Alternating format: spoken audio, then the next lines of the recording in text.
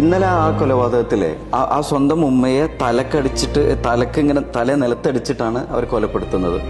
എന്നിട്ട് കുറെ നേരം ആ ഉമ്മ ആരും അറ്റൻഡ് ചെയ്യാനില്ലാതെ ആ വീട്ടിൽ കിടക്കുന്നുണ്ട്.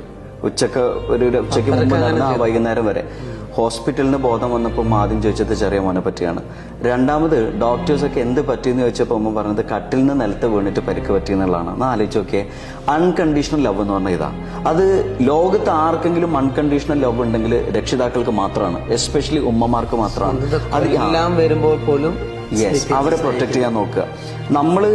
അതായത് നമ്മൾ അങ്ങോട്ട് സ്നേഹം കൊടുത്തില്ലെങ്കിലും ഇങ്ങോട്ട് സ്നേഹം ഒഴുകുക, അങ്ങോട്ട് ക്രൂരത ചെയ്താലും ഇങ്ങോട്ട് സ്നേഹം മാത്രം ഒഴുകുക. ഇതാണ് അൺകണ്ടീഷണൽ ലവ്.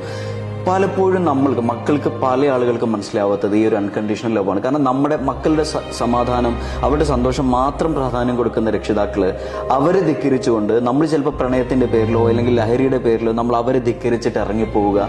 ആ ഒരു സ്നേഹം വേണ്ടെന്ന് വെച്ചിട്ട് ഇന്നലെയോ മിന്നാന്നോ കണ്ട ഒരാളുടെ കൂടെ എനിക്ക് എന്റെ ലൈഫിന് അവരുടെ കൂടെ ജീവിക്കേണ്ടത് അത് മാത്രമാണ് ശരിയെന്ന് മനസ്സിലാക്കിയിട്ട് ഇറങ്ങിപ്പോവുക. അങ്ങനെ ജീവിതം നഷ്ടപ്പെടുന്ന എത്ര ആൾക്കാരുണ്ട്. അപ്പൊ നമ്മൾ ആലോചിക്കേണ്ടത് ഈ രക്ഷിതാക്കള് എന്ന് പറയുന്ന ആ ഒരു വലിയൊരു ദൈവത്തിന്റെ ഒരു സാന്നിധ്യമാണ് ഈ ഒരു വേൾഡില്.